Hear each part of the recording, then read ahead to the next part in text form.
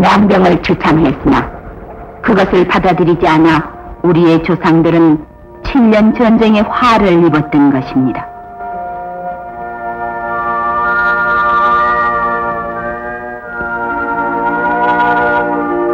여기 화석정을 찾은 6.25 전상자들은 이 정자에 얽힌 임진난의 사연을 되새겨봅니다. 임진왜란이 일어나고 외병이 서울로 밀어닥치자 당시의 선조왕은 북으로 피난을 가면서 이곳 강변에 이르렀습니다. 어두운 밤 백길이 보이지 않자 왕의 일행은 화석정을 불태워 강을 건넜다는 것입니다. 이율곡 선생의 10만 양병을 묵사셈입니다. 그로부터 350여 년이 흐른 1950년, 우리는 미리 대비하지 않아서 화를 당했던 그 어리석음을 또다시 범해서 이 강을 피로 물들였던 것입니다. 돌이켜보면은 6.25 직전, 여기 임진강 인근 주민들은 당시 북한 공산군의 잦은 도발에 이렇게 죽창까지 들고 향토방위에 나서야만 했습니다. 이는 침략자를 눈앞에 두고서도 우리 국군의 장비가 너무나 허술했기 때문이었습니다.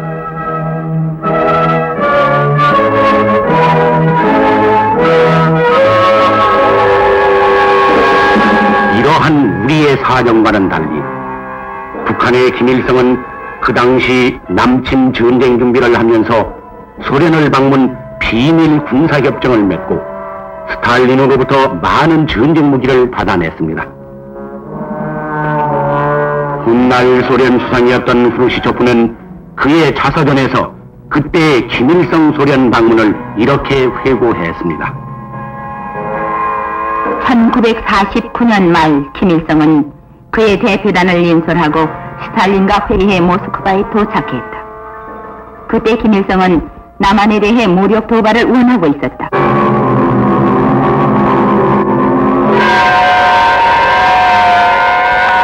스탈린은 미국이 개입해올 가능성에 대해 염려했지만 김일성은 전쟁이 전격적으로 수행된다면 단시일 내에 승리로 끝날 것으로 확신하고 있었다.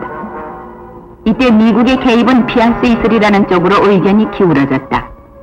스탈린은 김일성의 제의에 관해 모택동의 의견을 들어보기로 했다.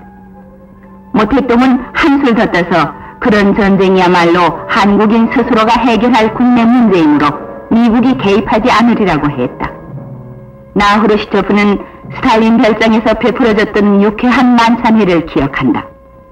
우리는 김일성의 완전한 성공을 기원했고 그들의 투쟁이 승리할 날을 고대하며 건배했다.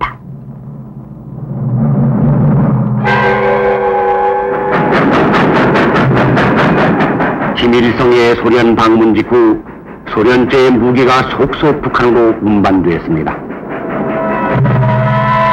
북한은 계속 중공과도 협정을 체결, 남침 준비를 서둘렀습니다. 6.25가 발발한 1950년 초에 이르러 마침내 북한 공산군의 대규모 군사훈련은 시작되었습니다.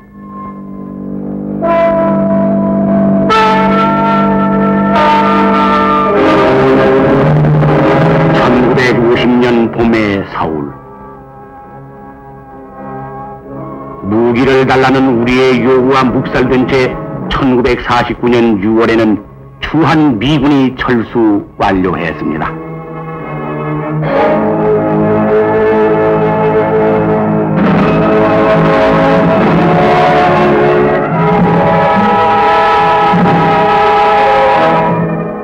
더욱이 1950년 1월 미국은 김일성의 전쟁 도발 야욕에 부채질하듯 이른바 에치슨 라인이란 극동 방위선을 발표함으로써 한국과 대만은 그 방위선에서 제외됐던 것입니다.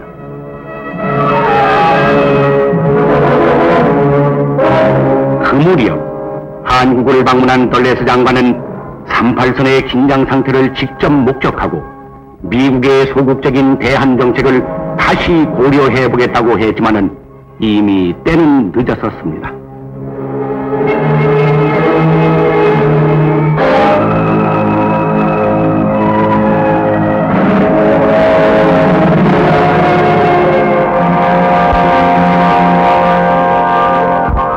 (6월 18일) 드디어 남침을 위한 김일성의 정찰명령 제1호가 내려졌습니다.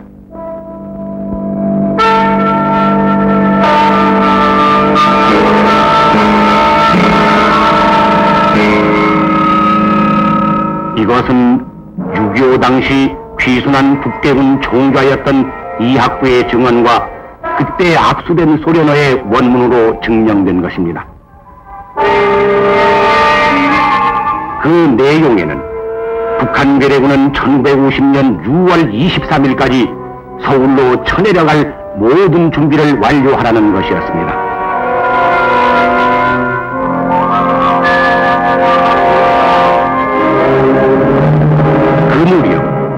남침의 모든 준비를 마친 북한 공산당은 그들의 상투수단인 위장평화공세를 취해왔습니다. 먼저 남한 땅에서 공비활동을 중지시키고 남북한의 총선거를 제의하기도 했습니다. 또한 남로당의 거물 김삼룡과 이주아를 북한에 있는 조만식 선생과 맞바꾸자고 제의해왔습니다.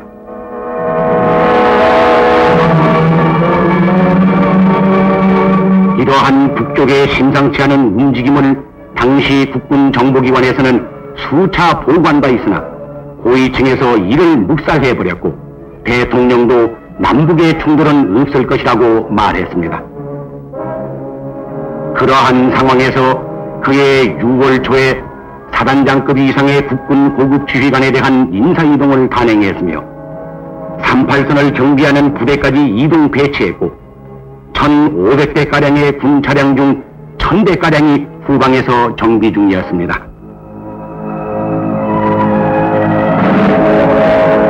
태평 세월 속에 잠긴 1950년 서울.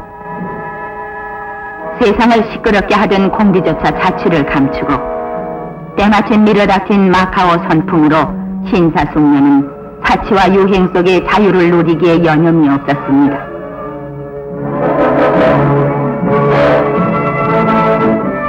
더욱이 그해 5월 제2대 국회의원 선거를 전후해서 방방곡곡은 선거 분위기에 들떠 있었습니다. 정치인은 득표 공작에 여념이 없었고 유권자들은 일손을 놓고 술과 놀이로 나날을 보냈습니다. 자유와 민주를 즐기기만 하고 그것을 지킬 생각은 하지 않았던 것입니다. 1950년 6월 24일 그날은 토요일이라 대부분의 장병들은 외출과 휴가를 즐기고 특히 농촌 출신 사병들에게는 15일간의 농번기 휴가를 주어 모심기를 돕게 했던 것입니다.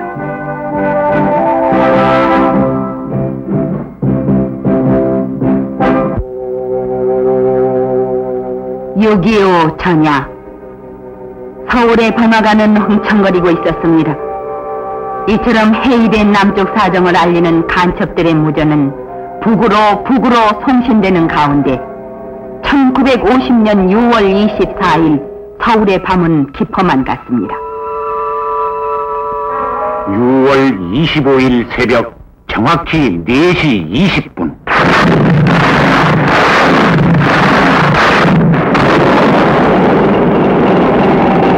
북한 공산군은 소련제 T-34형 탱크 242대를 앞세우고 보병 10개사단 11만 1000 병력이 38선 전역에서 쳐내려 왔습니다.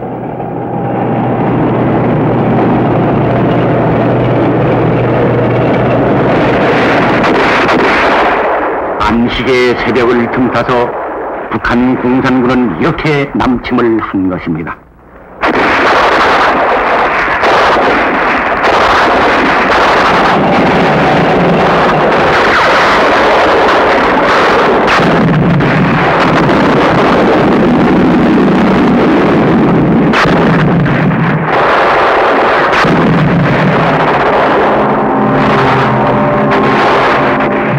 달선에서 서울까지의 직선 거리는 44km, 즉 110리입니다.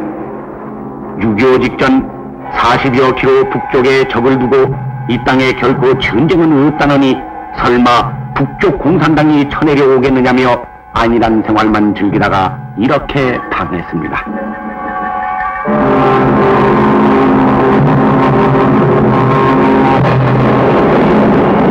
남침 사흘 만인 6월 28일 오전, 공산군은 서울을 점령했습니다.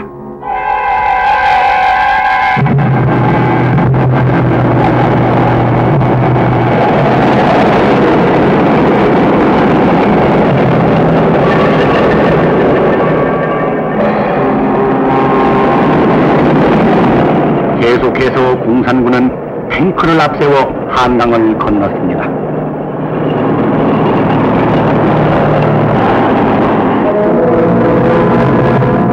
(6월 25일에) 북한 공산군의 남침 사실은 세계를 놀라게 했습니다.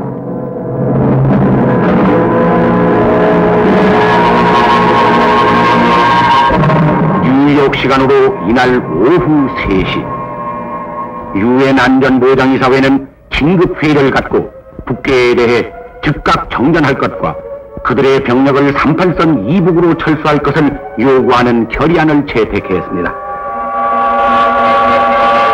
이 결의안은 소련 대표가 참석하지 않았을 뿐 한나라의 반대, 즉 거부권 행사가 없이 9대0 집권 1표로 채택이 됐습니다.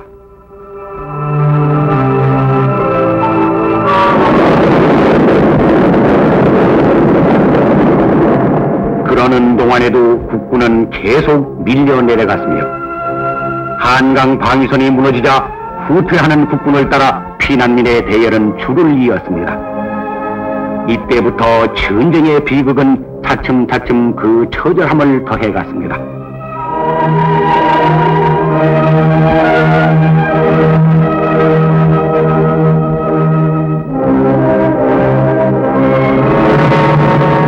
(10월 1일) 유엔 안보이사회의 결정에 따라 먼저 미 지상군이 부산에 상륙했습니다. 수원 남방의 오산,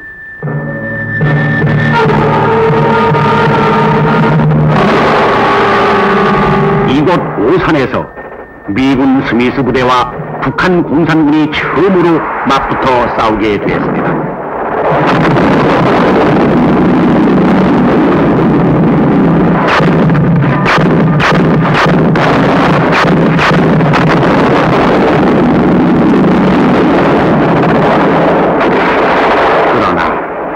가벼운 무장과 적은 병력으로 북괴군의 미리 계획된 공격을 막을 수는 없었습니다.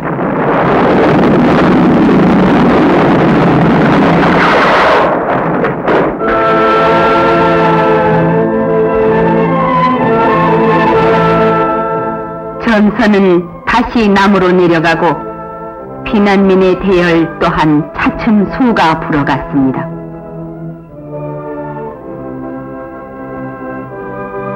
처참한 민족의 대이동이 시작된 것입니다.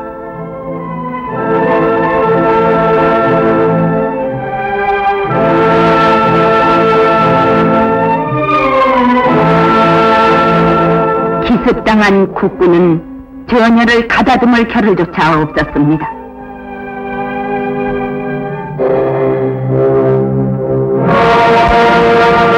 한편 도쿄의 메카더 장군은 유엔군 총사령관으로 임명돼 7월 12일 유엔의 깃발을 인수받았습니다. 여기는 그해 대전.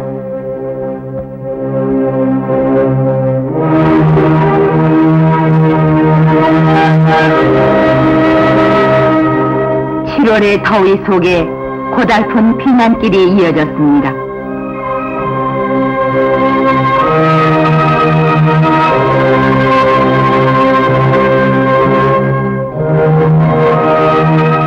아이들은 굶주려 울고 부모들은 생명을 부지하기에 급급했습니다.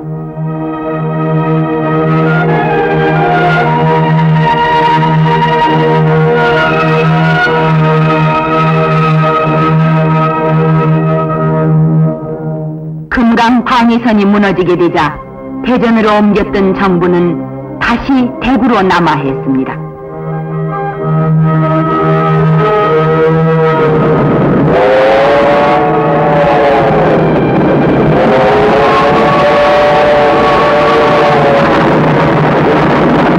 (1950년 7월 20일경) 대전에서 벌어졌던 시가전입니다. 그 당시 미 육군의 딘 소장이 이끄는 제24 기갑사단이 대전을 지키고 있었습니다.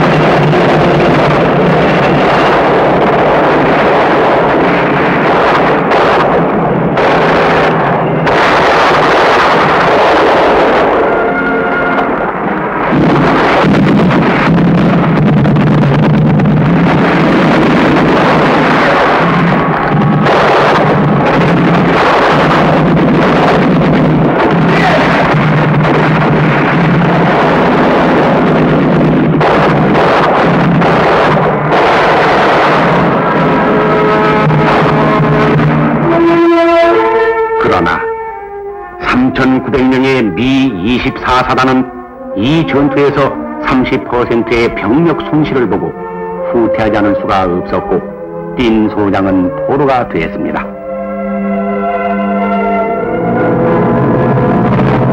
김석원 장군과 화령장 전투. 경부가도 동부지역을 맡았던 국군은 여기 중국 보은에서 상주로 넘어가는 화령장 고개에서 적을 크게 무찔렀습니다. 이른바 화령장 전투였습니다.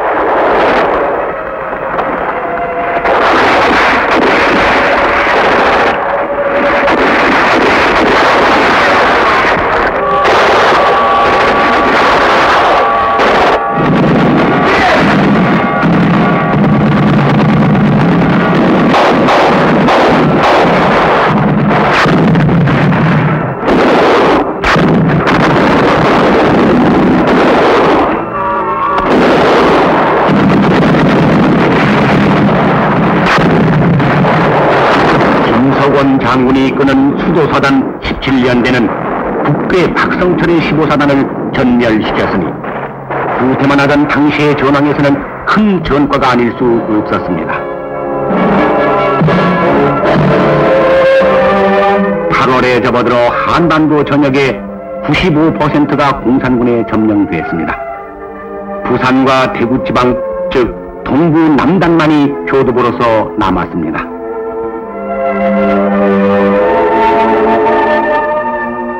피난민들은 한숨 돌릴 새도 없이 다시 낙동강을 건너 대구로 몰려들었습니다.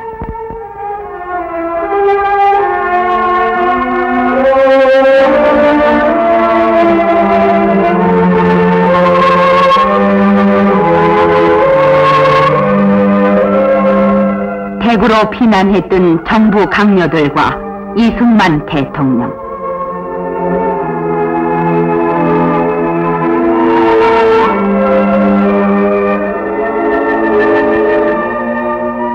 여기는 한국의 남단 부산.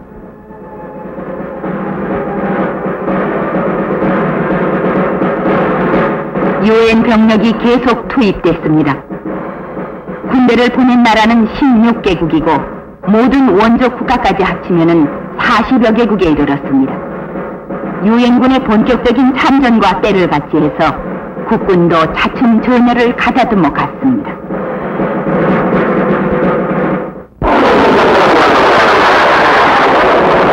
마침내 유엔의 기체 아래 공격의 주도권을 공군 폭격에서부터 되찾기 시작했습니다.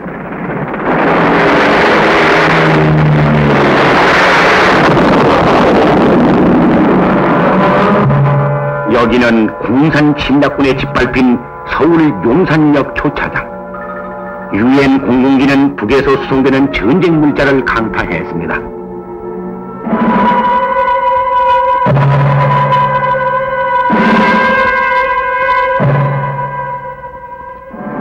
불타는 서울.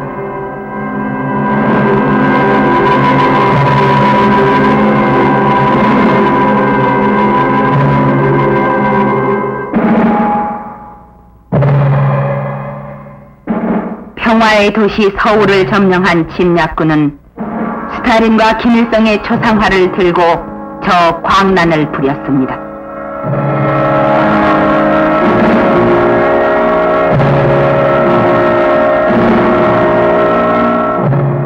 남쪽으로 피난을 못 간 시민들은 이렇게 강제노동의 서명을 해야만 목숨을 부지할 수 있었습니다.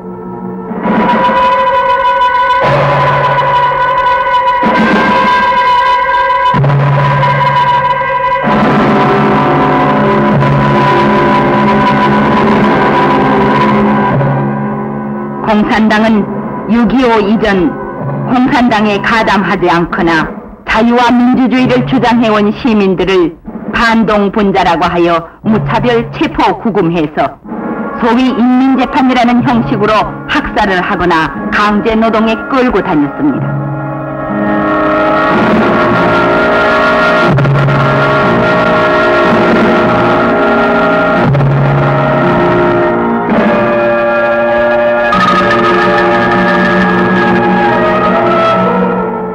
공산군은 나이 어린 중학생까지 강제 모집하여 총도 제대로 못 쏘는 청소년을 전쟁의 총알바지로 내몰았습니다.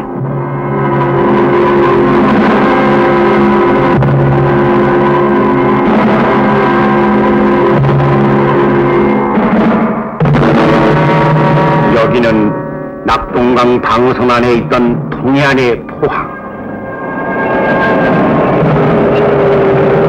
공산군의 소위 8월 총공세가 시작됐습니다.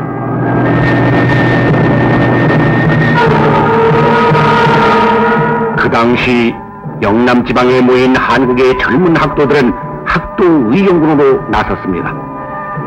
군번 없는 학도병들의 거룩한 죽음이 낙동강 전선을 유지하고 있었습니다.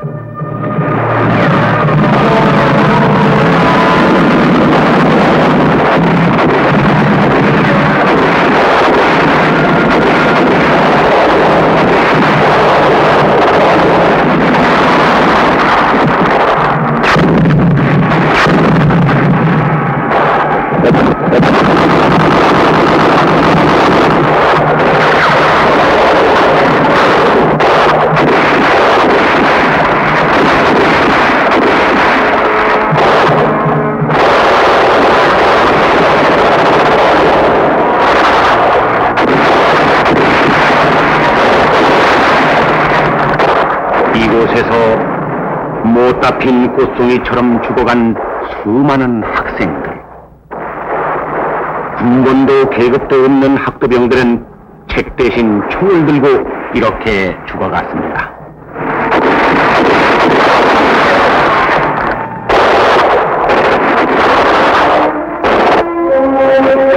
결국 공산군은 포항 공격에 실패하고 북으로 밀리기 시작했습니다.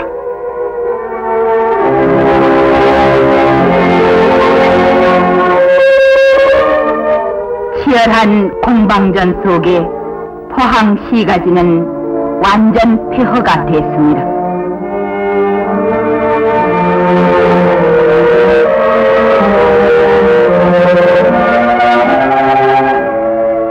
피난 갔던 주민들은 돌아왔지만 들어갈 집이 없었고 그들은 해변에서 이렇게 지내야만 했습니다.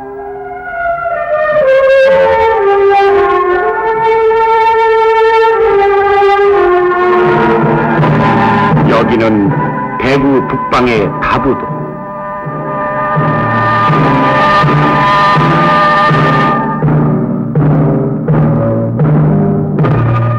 공산군은 외관지구 낙동강을 넘어서 대구 북쪽 다부동 근처에 집결하여 대구를 집중 공격해왔습니다.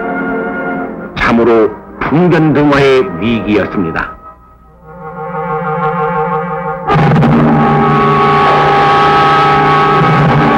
그러나 그 당시 한국 정부와 유엔군은 대구 사수를 결심하고 치열한 공방전을 벌였습니다.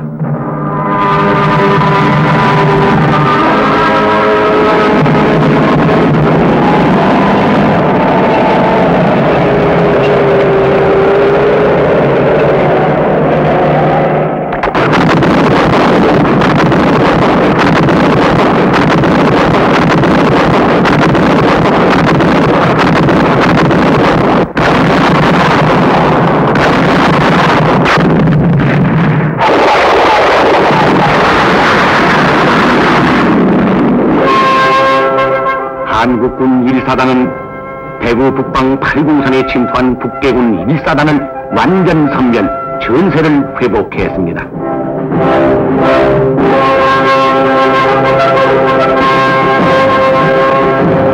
여기는 영천입니다.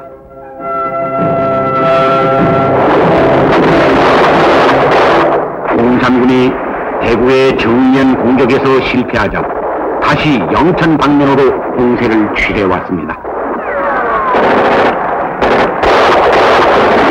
그래서 9월 6일에는 기습 공격으로 영천을 점령했습니다.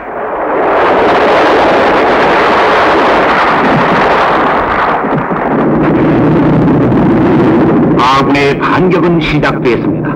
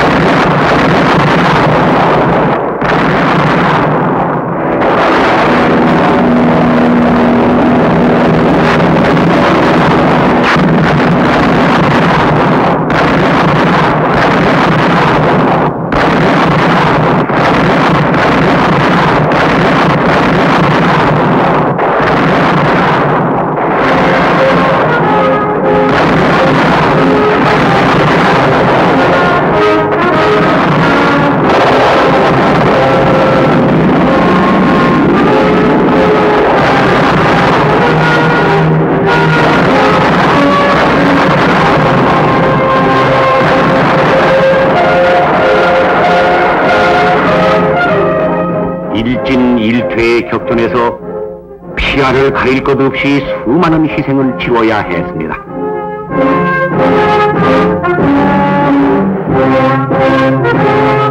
(9월 10일) 한국군은 마침내 영천을 탈환했고 중동부의 북계군은 퇴각하기 시작했습니다.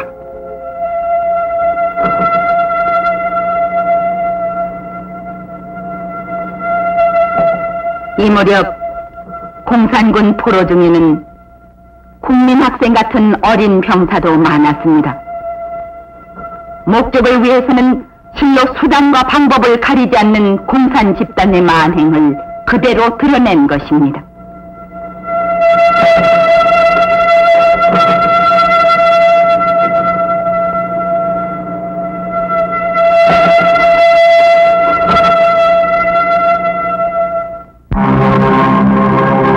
그해 9월 10일경 부산항에서는 한반도 남쪽 깊숙이 내려온 적의 허리를 자르기 위한 인천 상륙작전을 준비하고 있었습니다.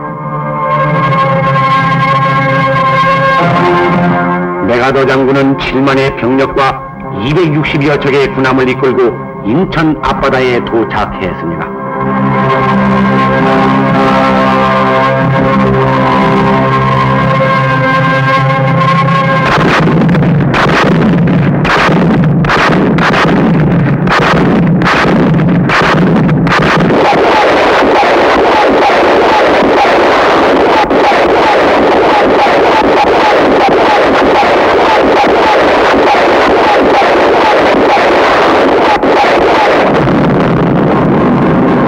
(9월 13일부터) 시작된 함포 사격은 밤새도록 계속되었습니다. 이때 메가더 장군도 함상에서 직접 작전을 지휘하고 있었습니다.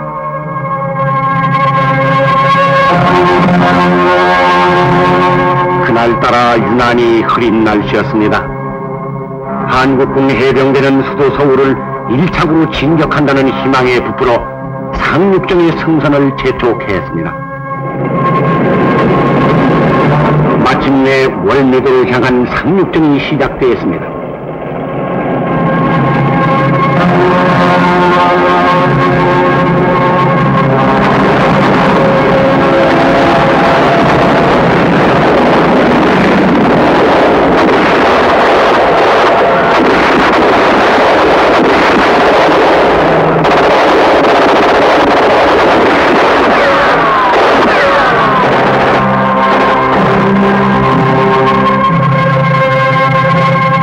이때 인천에는 공산군 2,000명이 완강하게 저항했으나 9월 16일 새벽 인천 주변의 주요 지점을 아군이 모두 점령했습니다.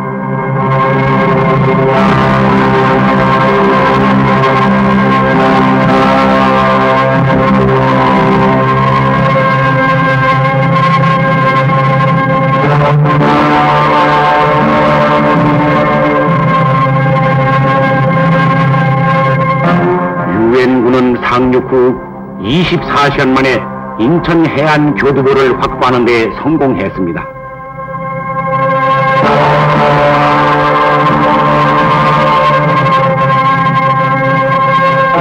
인천이 수복되는 순간 붉은 지하에서 숨어 살던 시민들은 다시 살아난 표정들이었습니다.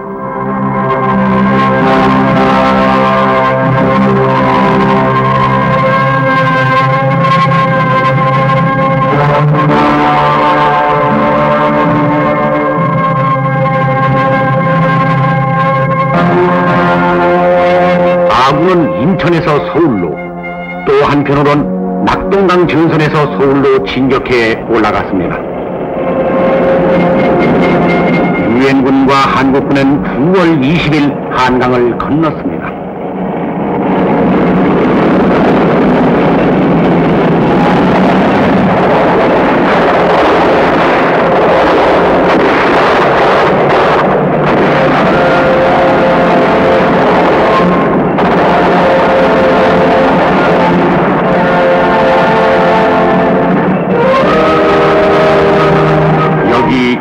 서울 중심과 세종로 일대에는 적들이 20m 간격으로 방공호를 파놓고 한 호 속에 2명씩 들어박혀 기관총과 박격포를 쏘면서 최후의 발악을 했습니다.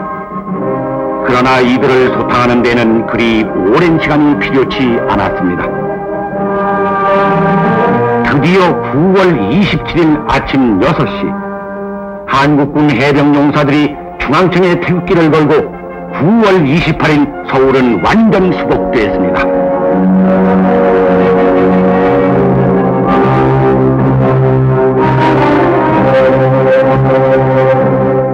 서울이 탈환되고 낙동강 전선이 무너지고 공산군이 북으로 탈환하자 피난 갔던 사람들은 낙동강을 건너고 금강을 건너 자기 고향으로 찾아가기 시작했습니다.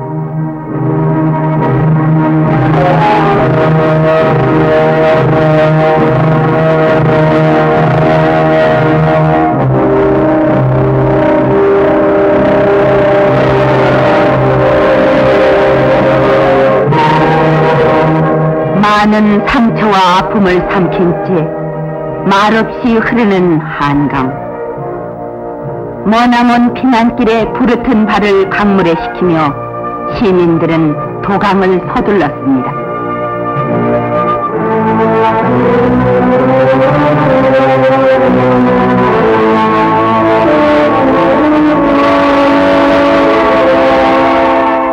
비운의 한강 다리가 끊어지던 날 민족의 비극을 안고 한강을 노졌던 사공.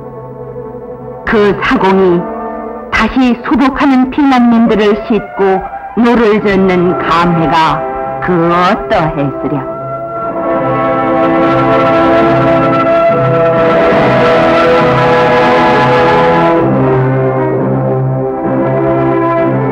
모진 고난을 이기며 100일 만에 고향집에 돌아온 피난민들.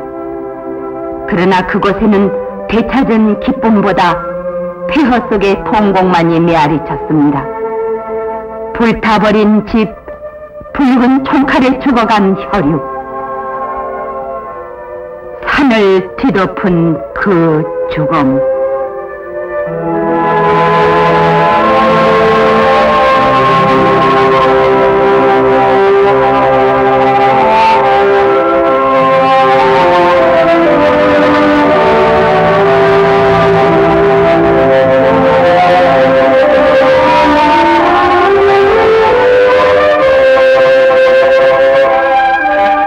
이 엄청난 비극 앞에 사람들은 그저 목을 놓아 울 수밖에 없었습니다.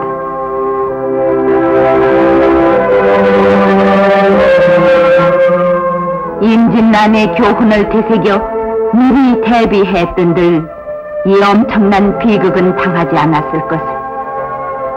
그러나 1000번을 후회하고 10,000번을 뉘우친들 무슨 소용이었으랴.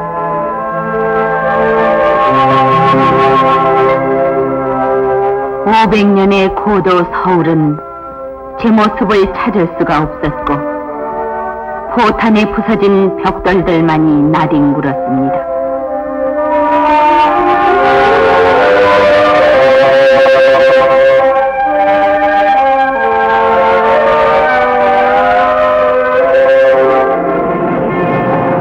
서울을 수복한 아군은 지체 없이 북진. 그해 10월 1일 마침내 38선을 넘어 북녘 땅 깊숙이 진격해 들어갔습니다. 5년 만에 되찾은 자유를 감격으로 달래며 북한 주민들은 국군을 열렬히 맞아들였습니다.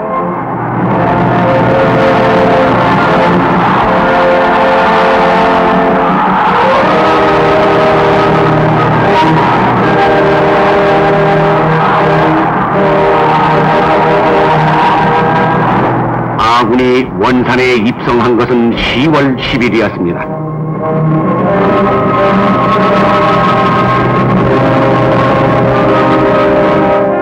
한국군 3사단과 수도사단이 원산에 입성해서 시민들의 눈물 어린 환영을 받았습니다.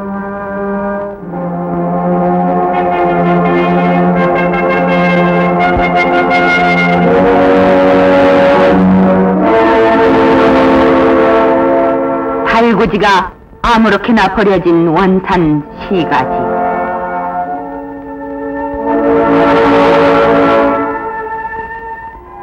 명사심리 원산의 항구에는 깨진 대조각만이 뒹굴고 있었습니다.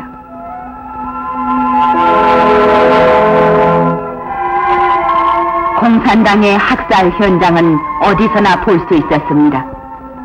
그들은 북으로 도망을 치면서도 남아있는 시민들이 국군에 협력할 것을 저지하고자 이렇게 선량한 시민들을 무차별 학살했습니다. 참으로 기막힌 죽음이 아닐 수 없었습니다.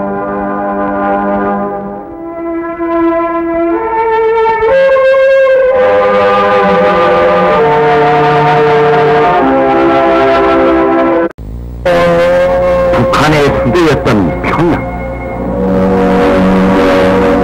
한국군 1사단과 7사단은 평양을 향해 진격했습니다. 1950년 10월 18일 국군 1사단은 괴뢰 잔당의 출구바락을 무시하며 대동강을 건너 능락으로 올라갔습니다.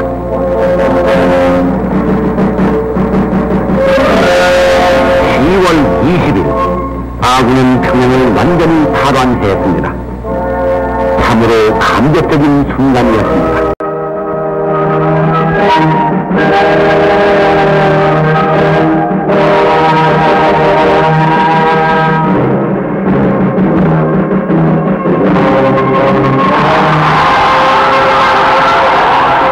그리고 10월 30일에는 당시의 이승만 대통령이 평양에 와서 다시는 남북동포가 헤어져 살지 말자고 했습니다.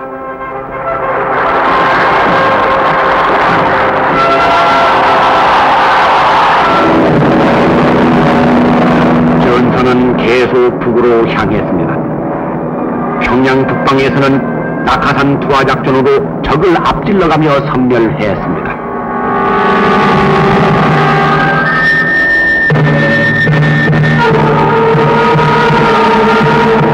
쫓기는 공산군은 저항할 능력도 거의 없어졌습니다.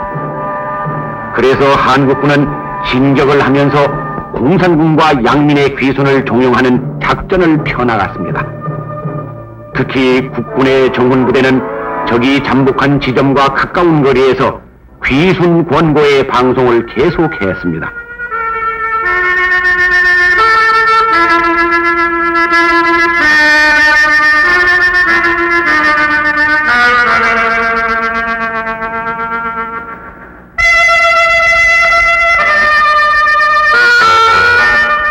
많은 사람들이 배후에 거리에서 위협하는 공산당의 협박을 무릅쓰고 손을 들고 뛰어왔습니다. 목숨을 걸고 자유를 찾아 넘어왔습니다.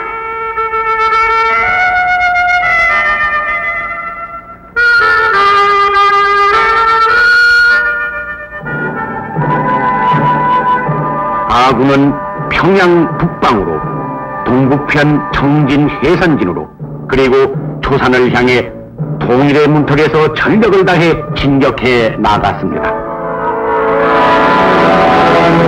정확히 10월 26일 오후 2시 15분 국군의 선봉이 한만 국경선이 있는 초산에 도달했습니다.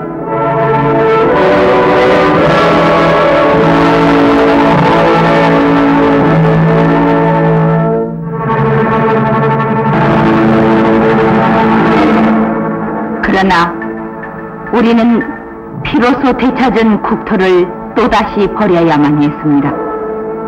중공군이 개입했기 때문입니다.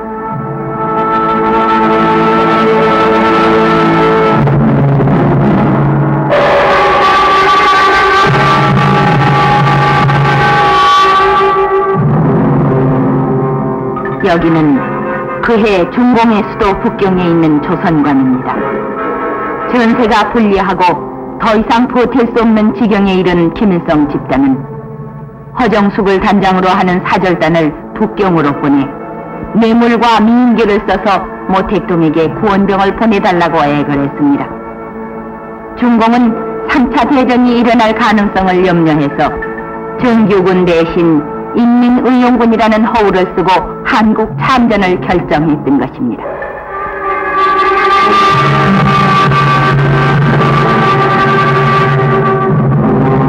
중공군은 만주 땅에서 얼어붙은 압록강 두만강을 건너 한반도로 들어왔습니다.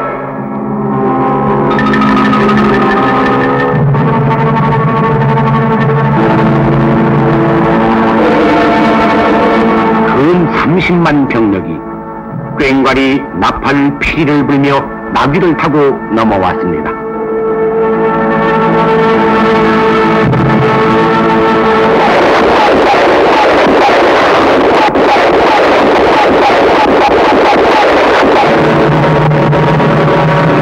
중공군은 침략자의 탈을 쓰고 전선의 정면으로 나타났습니다.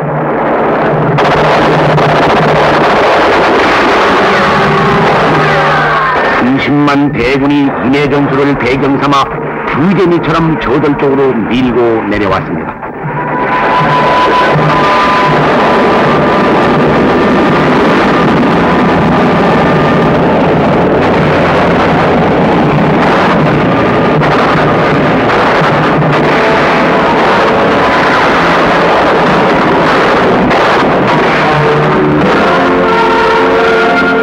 그리고 김일성 집단은 연약한 여자까지 동원하여 술과 밥과 떡을 일선 참호에까지 나르게 하며 중공군을 도왔습니다.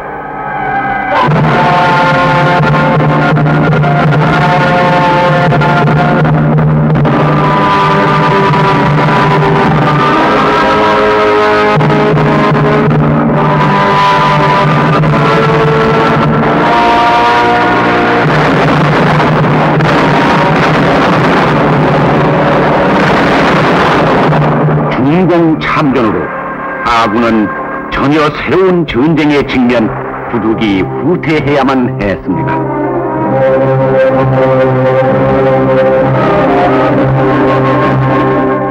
후퇴하는 유엔군을 지켜보는 북한 주민들, 유난히 춥고 눈이 많이 온 그해 겨울, 눈보라와 강추위 속의 후퇴 작전은 유엔군을 괴롭혔습니다.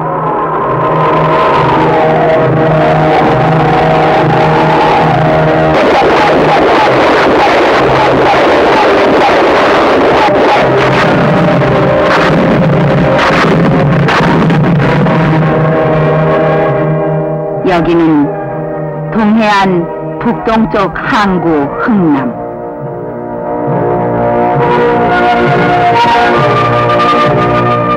이곳이 바로 10만을 넘는 전투 요원과 20만의 피난민이 남으로 가는 배를 타야 했던 민간인 피난 작전의 현장입니다.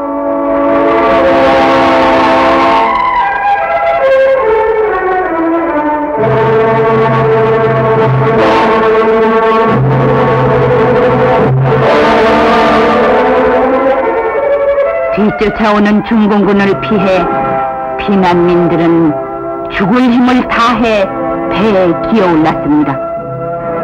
가족들은 뿔뿔이 흩어진 채 밟고 밟히며 배에 올랐습니다. 12월 24일 마지막 철수선이 부두를 떠날 때 부두에는 아직도 구름대 같은 피난민이 남아있어 부두의 피난민과 배 위의 피난민은 서로 부르며 울음바다를 이루었습니다.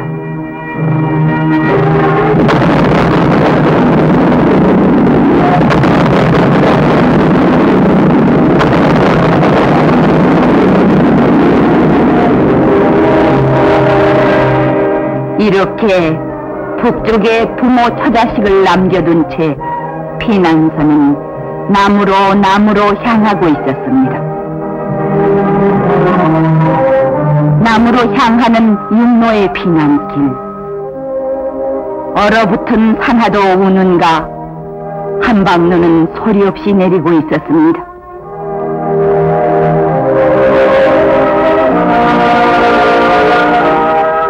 끊어진 대동강 철교를 건너는 피난민들. 이 사진은 그때 라이프지의 종군 기자가 찍은 것입니다.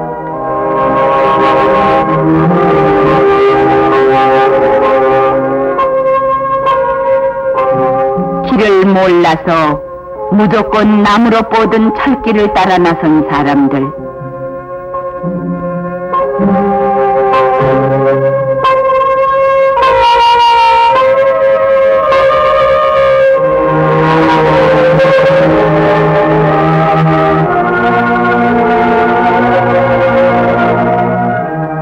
혈에에 피와 눈물이 뿌려진 38선을 뒤로 한 채 피난민들은 발길을 재촉했습니다.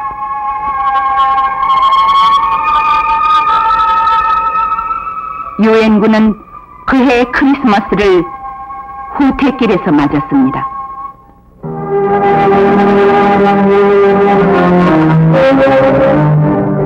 유엔군이 주는 크리스마스 선물을 받는 피난 아동들.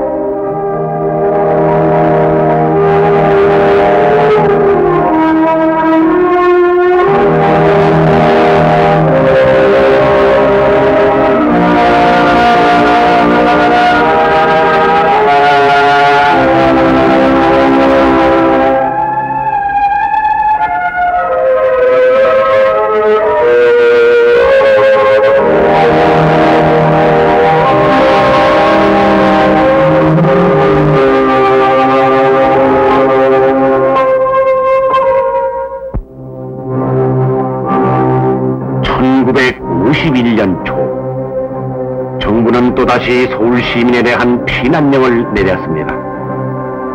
첫 번째 피난 때에 미처 서울을 빠져나가지 못해 적치하에서 고생했던 시민들은 서둘러 피난길에 올랐습니다. 이것이 그 한많은 일사후퇴입니다. 서울역을 메운 피난민. 이때 120만 서울 시민과 북한에서 남아한 50만 동포가 함께 서울을 떠났던 것입니다.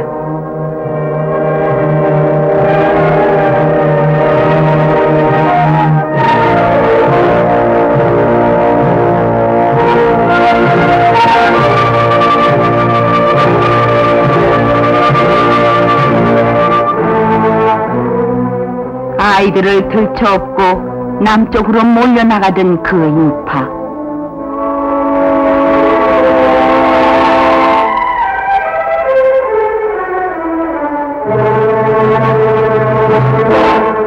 한강은 얼어붙은 채 이민족의 순환의 역사를 또다시 지켜봐야만 했습니다.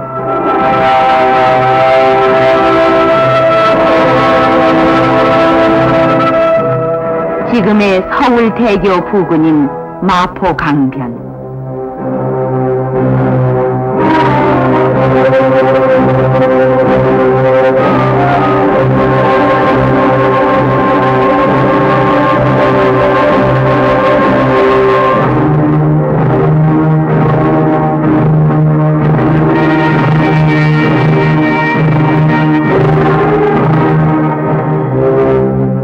여기는 당시의 영등포역입니다.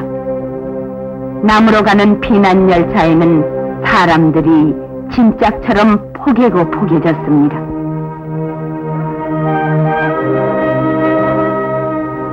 기차 바퀴 그 위라면은 어디든지 올라타고 마냥 기다렸습니다. 얼어붙은 도시락으로 남아 굶주린 배를 채우는 사람들.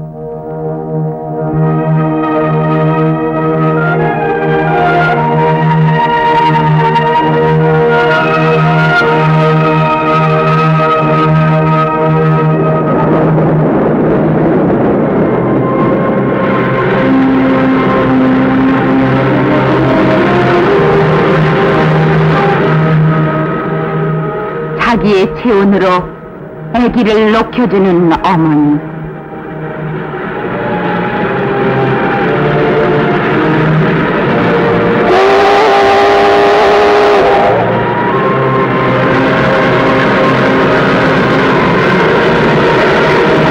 가다가 떨어질세라 어린 자식을 기차에 매다는 아버지.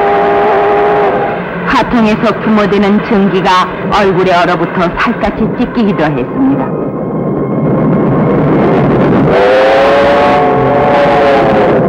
이윽고 기차는 떠납니다.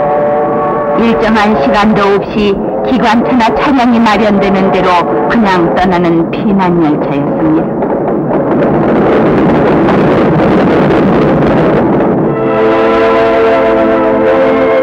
이곳은 그때의 인천항입니다. 피난민들은 백길로 남하해 갔습니다.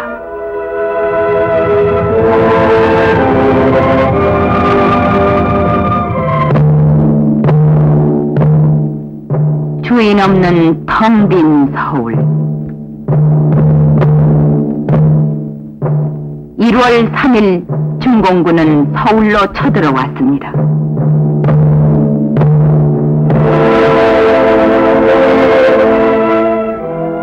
비극의 행진은 남으로 갈수록 불어만 갔습니다. 무려 200만 명의 발길이 무조건 남으로 향하고 있었습니다.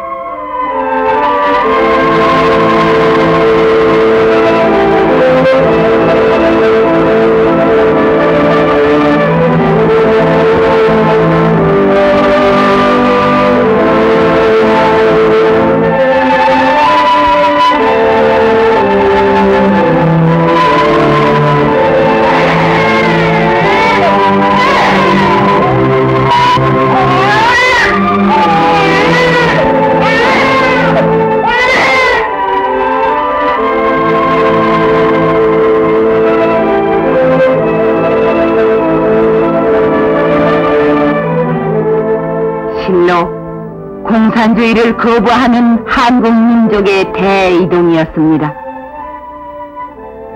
8.15 해방 이후 소용돌이 치는 대외 정세 속에서 그저 자유만을 즐기기에 바빴고 진정 그 자유를 지킬 줄 몰랐던 데서 당한 한민족 역사의 큰 비극이었습니다.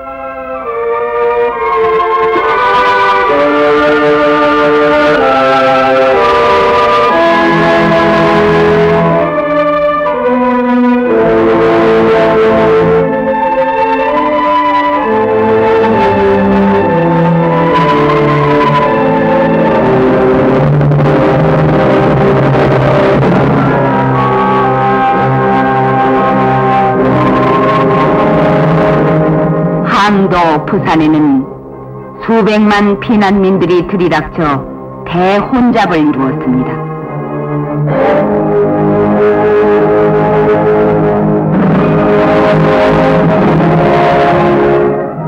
전쟁은 계속되는 가운데 겨울이 가고 다시 여름이 왔습니다.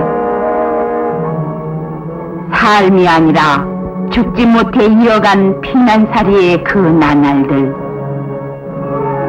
돌이킬 수 없는 비극 속에서 후회는 결코 앞서지 않는다는 사실을 가슴에 새기며 그저 생명을 보존하기 위해 사람들은 무슨 일이든 닥치는 대로 해야만 했습니다.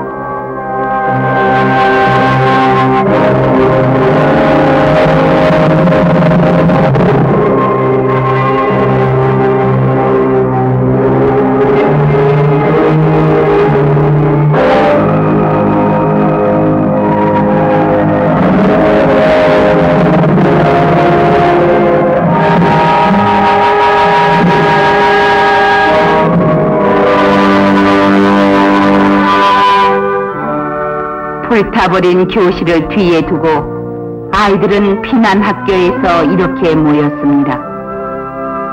의자도 책상도 책도 없이 뙤약변 밑에서 혹은 나무 그늘 밑에서 공부를 해야 했습니다.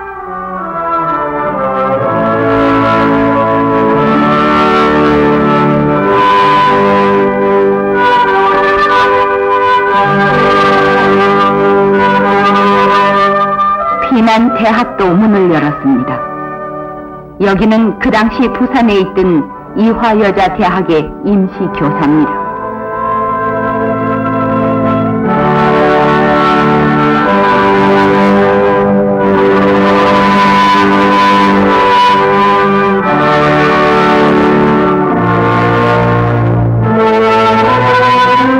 대구의 고려대학, 그 외 여러 대학도 판잣집이나 천막에서 수업을 계속했습니다.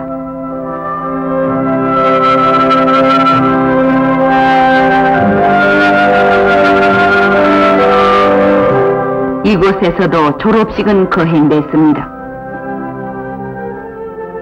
부상당한 몸으로 다시 학교를 찾아온 학생들은 이렇게 동료의 졸업을 축하해 줄 뿐이었습니다.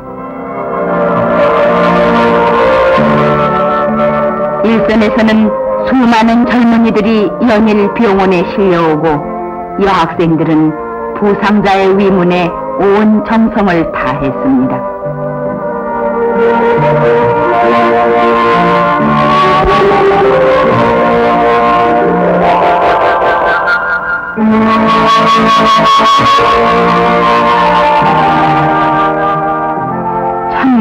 (1951년의) 봄, 피난 생활에 지친 사람들은 전황 소식에 온 신경을 쏟고 있었습니다.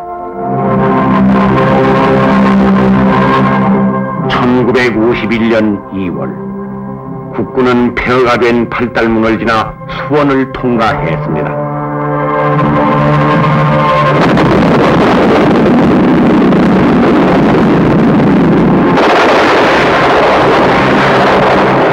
그리고 한강을 건너 서울을 다시 찾은 것은 그해 3월 14일의 일이었습니다.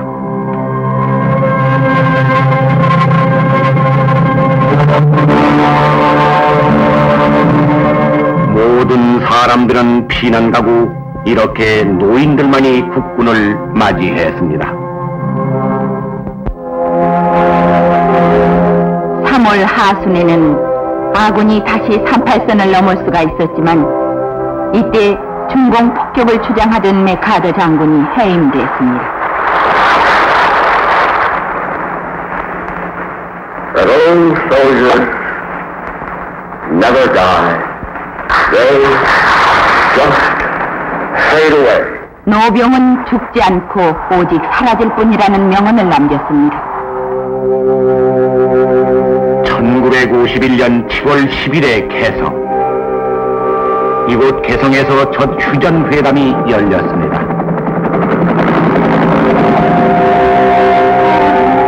전세가 불리하게 된 북한 괴뢰와 중공군은 이보다 앞서 6월 23일에 유엔 주재 소련 대사를 통해 휴전을 제안했고 유엔군도 이에 응하게 됐던 것입니다. 휴전회담에서 유엔군 측은 휴전 문제만을 주장한 데 반해 공산 측은 외국 군대의 철수 문제까지 들고 나왔습니다.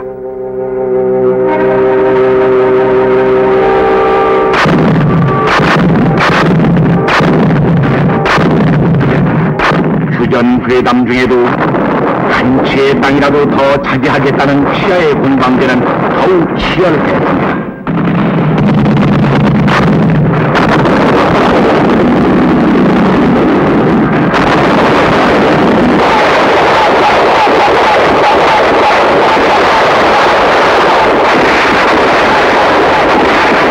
철의 삼각지, 피의 능선, 그리고 20여 차례나 주인을 달리했던 백마고지 전투등은 너무나 처절했던 싸움이었습니다.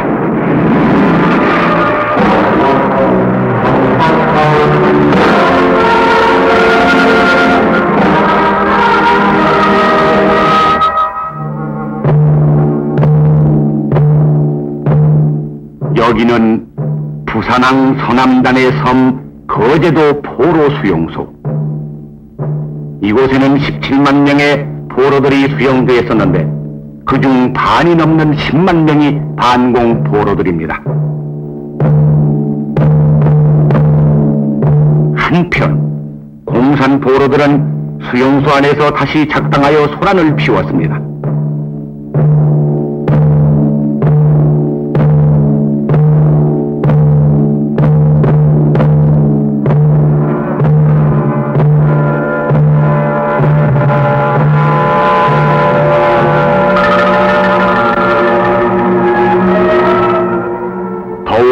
수용소 내에서 군사훈련을 벌이며 폭동 사건을 일으켜 당시의 수용소장인 도트 장군을 납치하는가 하면은 반공 포로의 막사를 습격해서 유혈 사태를 벌이기가 일쑤였습니다.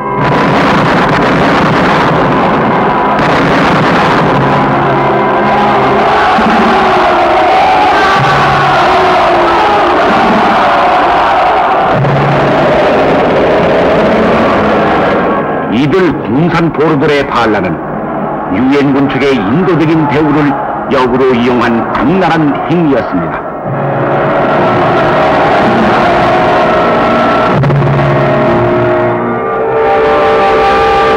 (1953년 7월 27일) 동란 발발 3년 1개월 만에 휴전이 이루어졌습니다.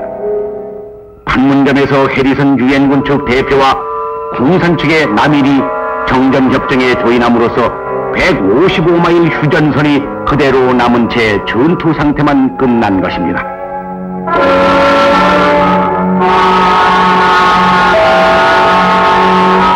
그 처절했던 전쟁의 결과는 이렇게 38선 대신 휴전선이 그어졌을 뿐이었습니다.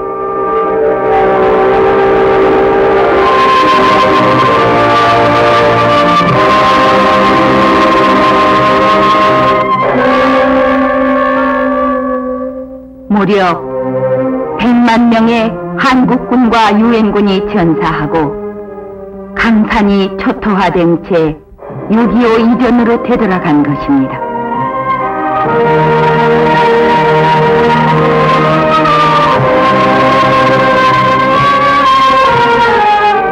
북한 공산군에 학살된 사람만도 16만 5천 명이며 12만 3천 명의 남쪽 인사가 납치돼 갔습니다. 가옥의 파괴만도 60만 동에 이르고 모든 국민의 재산은 잿더미가 된 채 3년 1개월의 동란이 끝난 것입니다. 하루아침에 부모를 잃은 전쟁 고아는 20만에 이르렀습니다.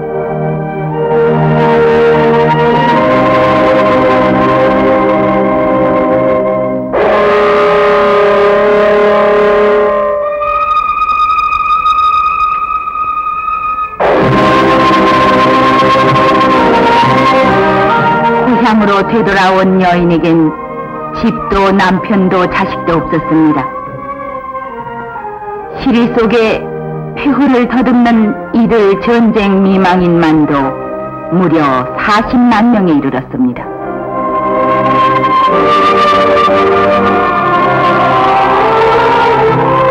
그로부터 25년의 세월이 흘렀습니다. 반백의 머리에 주름진 전쟁 미망인의 얼굴은 아직도 눈물로 얼룩져 있습니다.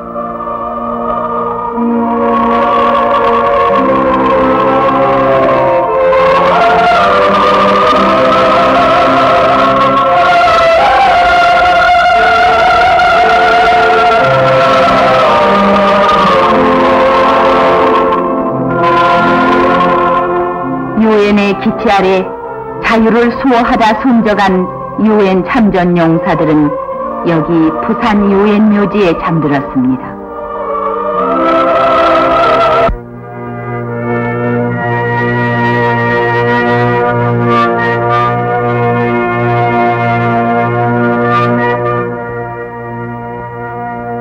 지금 한국에는 유엔 용사들이 지난날 격전을 벌였던 전쟁터마다 그들의 뜻을 기리는 참전비가 세워져 있습니다.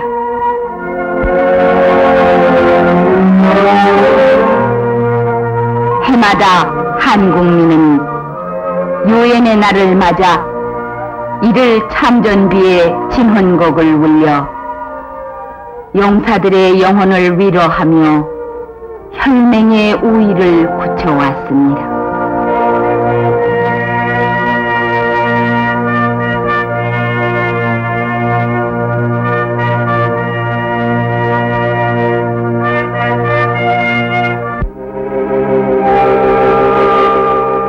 (1953년 7월) 휴전협정이 조인된 이래 오늘에 이르기까지 22년의 긴 세월 동안 여기 판문점에서는 메아리 없는 입씨름만이 계속되어 왔습니다.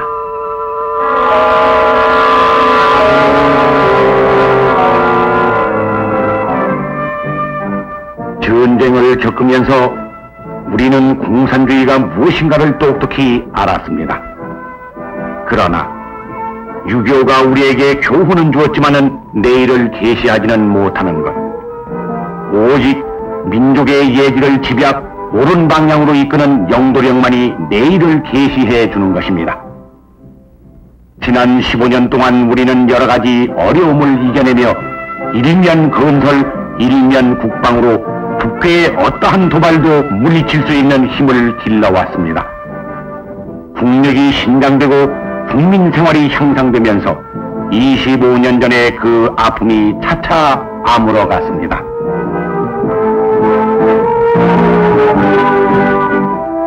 밝은 어버이들의 모습에서 25년 전 땅을 치며 통곡하던 그 어두운 그림자를 찾아볼 수는 없습니다. 티 없이 밝기만 한 어린이들,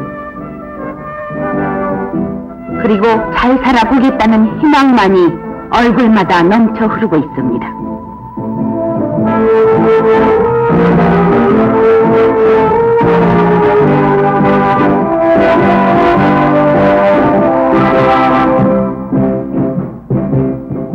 이처럼 우리의 경제력이 북을 능가하자 우리는 북한 공산집단을 대화의 광장으로 끌어내어 평화 통일의 실마리를 열어놓았습니다. 그러나 대화에 임하는 그들의 미소 뒤에는 항상 무서운 흉계가 도사리고 있었습니다. 회담을 하는 동안에 국회는 계속 간첩을 난파하면서 이렇게 휘전선에 땅굴까지 파서 제2의 6.25를 획책하고 있습니다.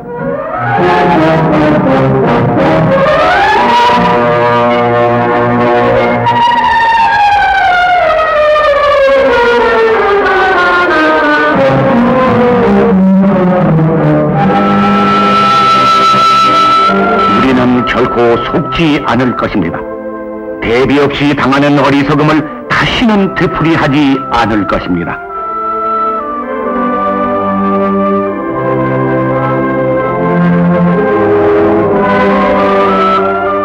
해마다 돌아오는 6월 6일 현충의 그날, 우리는 멸공을 다짐하며 영현들의 넋을 달랬습니다.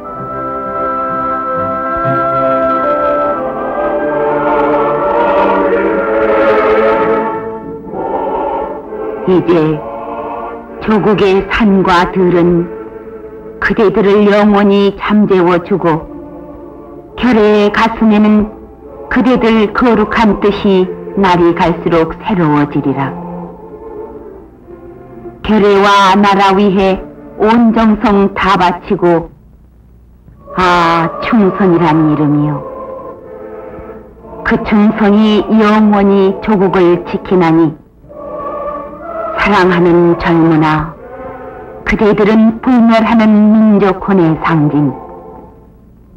그 사라진 터전에 힘차고 씩씩하게 새 나라가 싹 튼다.